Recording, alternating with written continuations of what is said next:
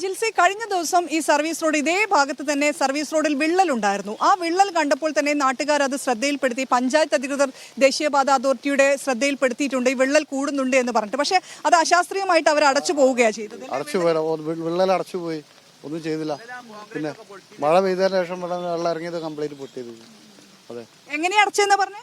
ഇന്നലെയൊക്കെ പൊളിച്ച് ഡാറിട്ട് പൊളിച്ച് അതിന്റെ മുകളിൽ ആ പാച്ചിന്റെ അതൊക്കെ കോൺക്രീറ്റ് ചെയ്ത് വിള്ളൽ ഉണ്ടായ സ്ഥലത്ത് കോൺക്രീറ്റ് ചെയ്ത് ആ പൊളിച്ചിട്ട് ഡാറ് പൊളിച്ചിട്ട് കോൺക്രീറ്റ് ചെയ്ത് അതാണ് പിന്നെ ഇതിന്റെ ഒക്കെ കുലുക്കങ്ങനെ പറ്റിയില്ലേ, ഒക്കെ പൊളിച്ചിട്ടാണ് അത് ഇടിയാൻ കാരണം. അപ്പോഴത്തെ മഴയും അശാസ്ത്രീയമായിട്ടാണ് അതിന്റെ നിർമ്മാണ പ്രവർത്തികൾ നടത്തിയത് എന്നുള്ളത് നാട്ടുകാർക്ക് ആരോപണമുണ്ട്. അവർ പറയുന്നത് ഈ കമ്പി ഉൾപ്പെടെ, ഈ സർവീസ് വാളിന്റെ കമ്പി ഉൾപ്പെടെ വേണ്ട രീതിയിൽ ഉപയോഗിക്കേണ്ട അളവിൽ ഉപയോഗിക്കാതെയാണ് നിർമ്മിച്ചിരിക്കുന്നത്. അതെല്ലാം തന്നെ ഇത്തരത്തിൽ സംരക്ഷണ ഭിത്തി ഇടിഞ്ഞു വീഴാൻ കാരണമായിട്ടുണ്ട് എന്നുള്ളതാണ് നാട്ടുകാർ ആരോപിക്കുന്നത്.